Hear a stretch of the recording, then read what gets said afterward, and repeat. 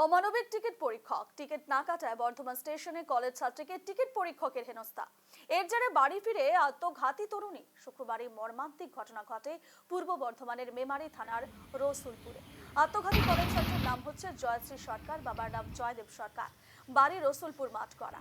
পরিবার সূত্রে প্রকাশ, জয়শ্রী সরকার বর্ধমান মহিলা কলেজের দ্বিতীয় বর্ষ ইতিহাস অনার্সের ছাত্রী। এদিন ছিল তার পরীক্ষা। সকালে জয়শ্রী সরকার পরীক্ষা দেওয়ার জন্য রসুলপুর থেকে ট্রেনে চেপে বর্ধমান স্টেশনে যান।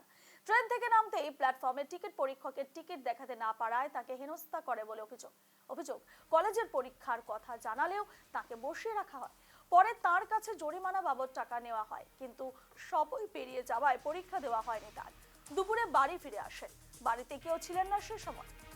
টিকিট পরীক্ষকের হেনস্থার ছেড়ে আত্মঘাতী ছাত্রী বাড়ি থেকে বের হয়েছিলেন পরীক্ষা দিতে। প্ল্যাটফর্মে টিকিট দেখাতে পারেননি ও ছাত্রী এবং অপমানিত ছাত্রীকে দীর্ঘ সময় বসে রাখা হয় স্টেশনে।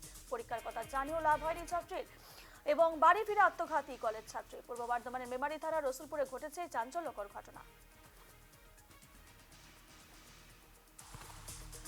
যে মেয়েটা মারা গেছে ওটা আমার পিসতুতো শালা হয়। এবার ওর মেয়ের আমার এই মেয়ের নাম জয়শ্রী সরকার, আমার ওই শালার নাম জয়দেব সরকার। এই অভিযোগটা আজকে টিটির হেনস্থার কারণেই মেয়েটা মারা গেল। এ টাইম মতো পরীক্ষা কেন্দ্রে পৌঁছতে পারেনি টিটির হ্যারাসমেন্টের কারণে।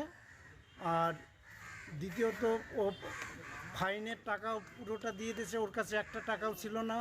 ও লাস্ট অব্দি বলেছিল যে আমাকে 30টা টাকা রিটার্ন দিন, আমি টোটো ভাড়া করে বাড়ি যাব, আমি মেয়ে মানুষ কীভাবে নালে যাব। সে টাকাটাও ওই টিটি দেয়নি।